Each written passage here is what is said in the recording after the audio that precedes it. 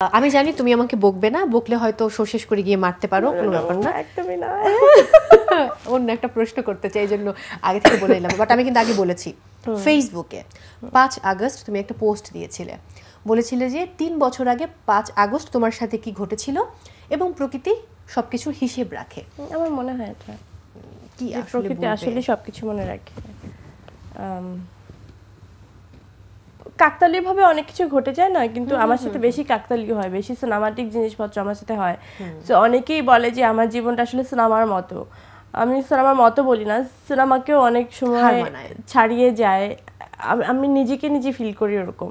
হয়তো দর্শক কতটা জানে বা আমার কাছের মানুষরা কতটা জানে আমি জানি না, কিন্তু আমি নিজে নিজে ফিল করি যে আমার সাথে খুবই যা যা জিনিস হয়ে যায়, খুবই আজব জিনিস ঘটে যায় যেটা আসলে সিনেমার মতো করে। সো ওখানে আমি বলতে চাই যে কারো খারাপ টাইম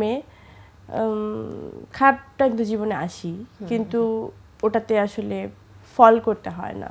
ওটা কি আত্মবিশ্বাস বা ওটাকেই স্ট্রং একটা জায়গায় নিয়ে যে ওটাকে প্রমাণ করতে হয় যে যদি আসলে আমি রাইট থাকি তাহলে ওটা ফাইট ব্যাক করা উচিত, আমার মনে হয় দমে যাওয়া উচিত। দুর্দান্তভাবে ফিরে আসে জীবনে, এটা সব সময়। সর্বশেষ কবে পরি কেঁদেছে? সর্বশেষ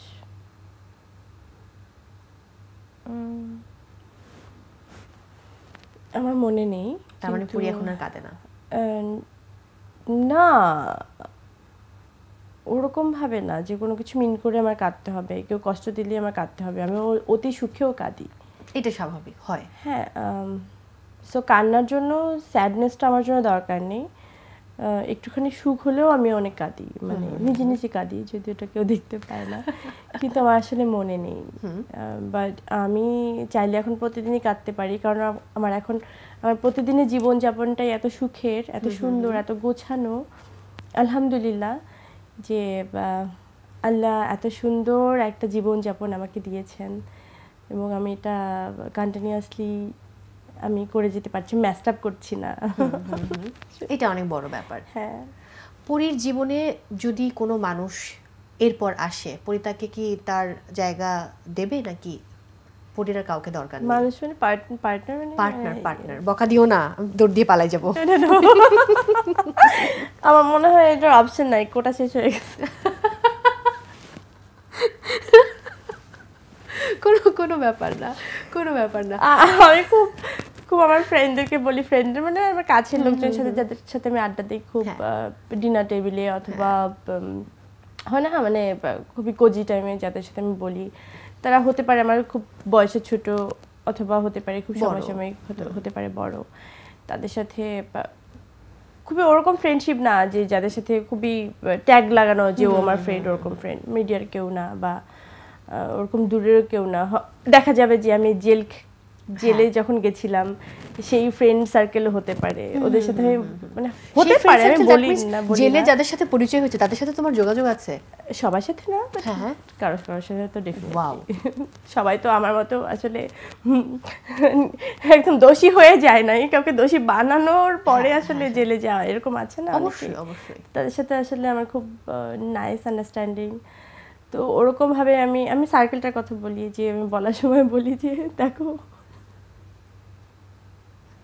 বলো বলো বলো। না, লাইফ ইজ বিউটিফুল, মানে আর কিছু বলার নাই। ওরা আমাকে বলে, মাঝে মাঝে পোক করে যে দেখো, তোমাকে কেউ নক করলো বা কেউ প্রপোজ করলো, বা কোথাও কি জীবনে কোনো এরকম নাই, বা তুমি তো এমনও বয়স হয়ে যাও না যে কিছু। আমার ডাক্তারও বলে আমাকে যে কি হয়েছে, মানে চলো, বলছি না অনেক কিছু হয়েছে, একটু টাইম নেই। এবং টাইমটা আমি এমনভাবে দেখি, খুব মজা করি ওদের সাথে, আমি গল্প করি যে দেখো, আমার যখন ছেলে এবং আমি জানি না কোন একটা দেশে, হয়তো বাংলাদেশের কক্সবাজারের সমুদ্র সৈকত হতে পারে, অথবা বিদেশের কোনো সমুদ্র সৈকত হতে পারে, সমুদ্র খুব পছন্দ আমরা হাঁটলাম, হাঁটতে হাঁটতে কেউ আমাদেরকে বললো ওরা বয়ফ্রেন্ড গার্লফ্রেন্ড, মানে আমার ছেলে এবং আমি।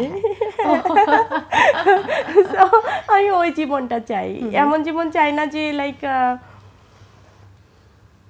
আসলে আমি এই মুহূর্তে ভাবতে পারছি না আর কোনো একটা মুহূর্তে এসে আমার জীবনে কেউ আসবে, এটাও আমি চিন্তা করে রাখতে পারি না, মানে ছেড়ে দিলাম যে জীবনে কেউ আসলে আসুক না আসলে আসুক পরে ভাবা যাবে, ওটা আমি একদমই ভাবতে চাই না। আচ্ছা, আমি মানে আমার 2 সন্তান নিয়ে আমার জীবন যাপন এবং আমি খুবই ভালো আছি।